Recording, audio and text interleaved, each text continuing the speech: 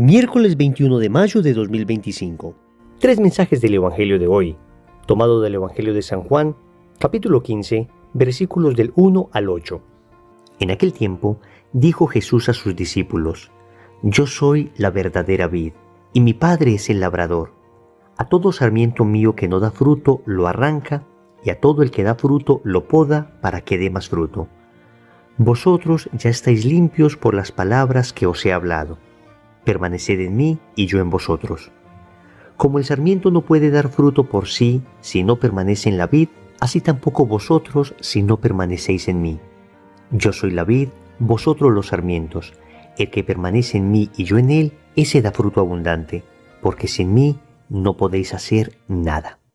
Al que no permanece en mí lo tiran fuera como el sarmiento y se seca. Luego los recogen y los echan al fuego y arden. Si permanecéis en mí y mis palabras permanecen en vosotros, pedid lo que deseéis y se realizará. Con esto recibe gloria mi Padre, con que deis fruto abundante. Así seréis discípulos míos. Palabra del Señor, gloria a ti, Señor Jesús. Vamos a meditar tres mensajes de este Evangelio. Primero, la palabra de Dios te limpia. Segundo, ¿tienes frutos para el cielo? Tercero, ¿estás seco espiritualmente? Vamos con el primer punto. La palabra de Dios te limpia. En este diálogo con los 12 apóstoles, el Señor les dice: ya estáis limpios por la palabra que os he hablado. Hemos considerado bastante la dimensión sanadora y liberadora de la palabra de Dios, pero tal vez nos ha faltado considerar más la fuerza que tiene la palabra de Dios para limpiarnos.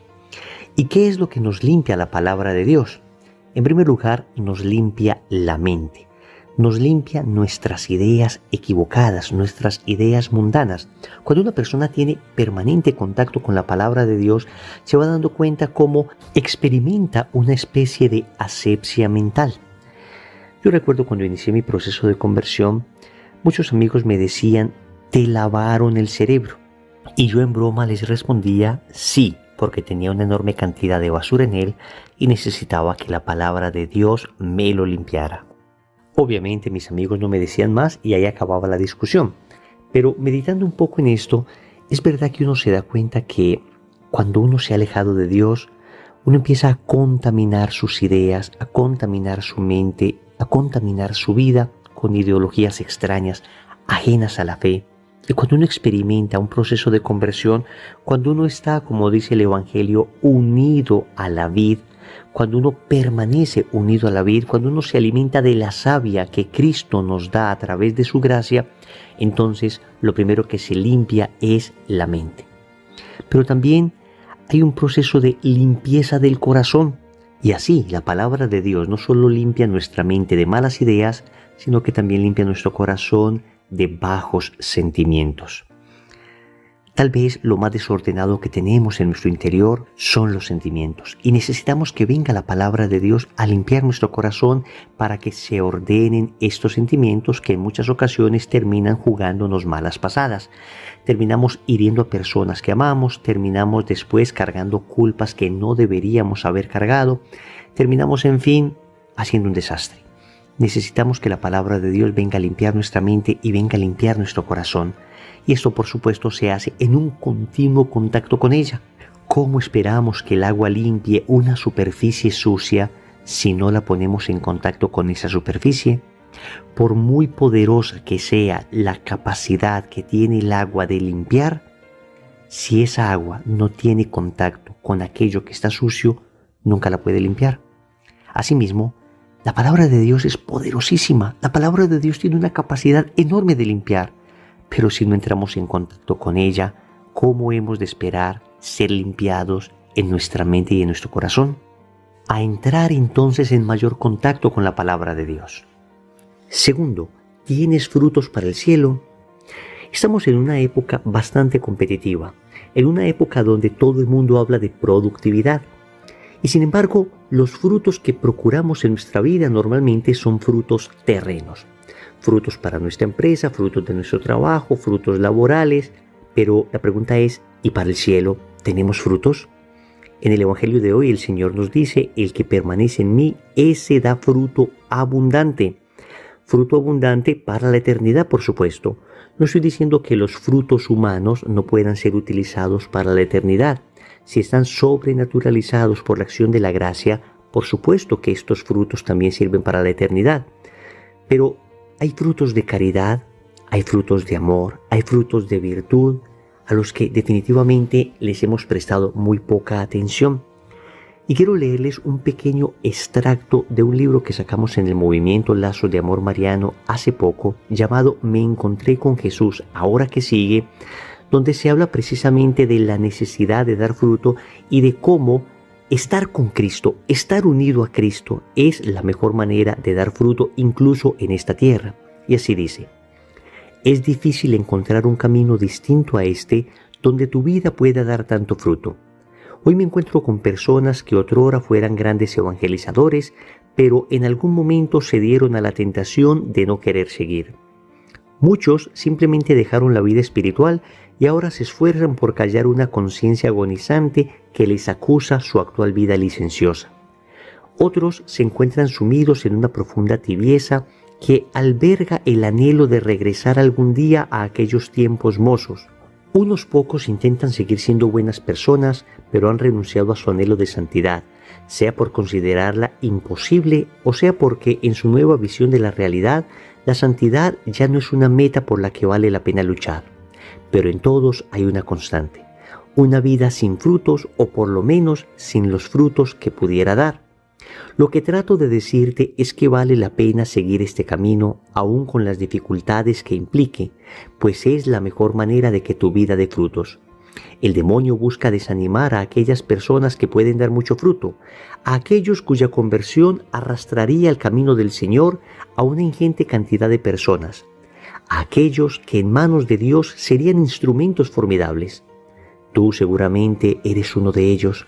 Por eso el enemigo buscará todos los medios posibles para desanimarte. Hasta aquí la cita. Frutos, frutos para la eternidad. ¿Cómo se logran estos frutos? Unido a Cristo. Unido a Cristo logro frutos para la eternidad. Unido a Cristo sobrenaturalizo todas las obras, incluso las más humanas. Las acciones cotidianas se pueden convertir en frutos eternos si me uno a Cristo. ¿Y cómo me uno a Cristo? Vamos con el tercer punto para desarrollarlo. Tercero, ¿estás seco espiritualmente? Y así dice el Señor: al que no permanece en mí lo tiran fuera como el sarmiento y se seca. Luego lo recogen y lo echan en el fuego y arden. ¿Cómo hacer entonces para no secarnos espiritualmente y terminar en el fuego ardiendo? El Señor lo dice en la parábola. La comparación que utiliza el Señor es bellísima. Es una vid, un tronco, que tiene unas ramitas, unos sarmientos, y así la vid alimenta a las ramas a través de la savia y con la savia las ramas producen frutos. ¿Qué significa esto en concreto? Cristo es el tronco, nosotros somos las ramitas, y lo que hace que nosotros seamos alimentados por Cristo y nos permanece unidos a la vid es la gracia. Este regalo enorme que no hemos valorado suficiente. La gracia es una participación de la vida de Dios en nuestra alma. Es lo que recibimos en el bautismo, es lo que perdemos con el pecado mortal, es lo que recuperamos con la confesión sacramental, es lo que incrementamos con la comunión frecuente, con los sacramentos que se viven de manera consciente, es lo que ensanchamos con el ejercicio de la caridad y de las virtudes. El misterio de la gracia. He ahí la clave para no quedarnos secos. Es la clave para mantenernos unidos al tronco. Por esa razón, si por desgracia hemos llegado a cometer un pecado mortal, hay que correr a confesarnos para recuperar el estado de gracia. Y si por alguna razón no podemos confesarnos en este momento, tenemos una circunstancia irregular que no nos permite acceder al sacramento de la reconciliación, tenemos que ponernos en oración y clamar y suplicar al Señor la gracia de poder recibir prontamente el sacramento de la reconciliación. Oremos. Amado Señor, gracias por tu palabra, porque tu palabra no solamente me sana, Tu palabra no solamente me libera, tu palabra me limpia. Limpia mi mente, limpia mi inteligencia, limpia mi capacidad racional de todo error, de toda ideología perversa y dañina. Ilumina mi entendimiento para conocer tu voluntad. Limpia mi corazón de todo sentimiento malsano. Me mueve a amarte. Gracias porque tu palabra es vida para mí. Te suplico que esa palabra dé frutos, frutos abundantes en mi vida, de tal forma que esos frutos lleguen al cielo. Me he esforzado tanto por conseguir frutos humanos que he descuidado los frutos eternos. Por eso, en tantas ocasiones he entrado en esa sequedad espiritual de la que te suplico me saques. Señor, dame lo que me pides y pídeme lo que quieras. Amén. Recordemos entonces. Primero, la palabra de Dios te limpia. Segundo, tienes frutos para el cielo. Tercero, estás seco espiritualmente. Compromiso. Vamos a hacer hoy una obra de caridad como fruto de este Evangelio de hoy para que empecemos a cosechar frutos para la eternidad. En el nombre del Padre, y del Hijo, y del Espíritu Santo. Amén.